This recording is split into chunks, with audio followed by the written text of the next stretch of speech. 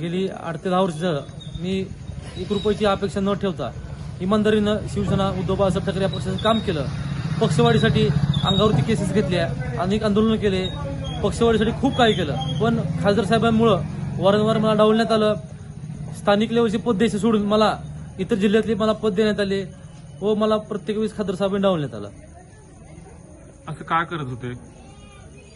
आता खासदार झाले त्यांना कार्यकर्त्याची गरज संपली. खासदार व्हायच्या आधी त्यांची स्वभाव वेगळा होता आणि खासदार झाल्यानंतर त्याच्या स्वभावात बदल झाला. आता मी त्यांच्याकडे कुठलं काम घेऊन गेलो तर त्यांना काय बोलत असेल किंवा काय करत असेल ते फोनमध्ये तोंड घालायचे.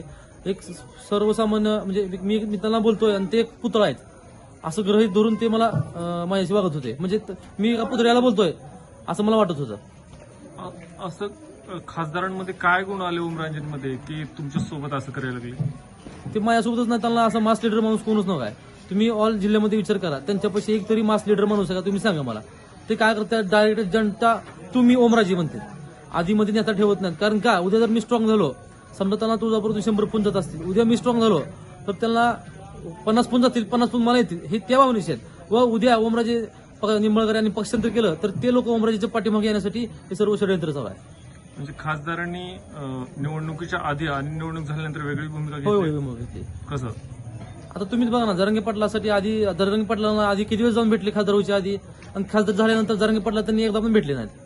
आधी वेगळी भूमिका होती आणि नंतर वेगळी भूमिका झाली.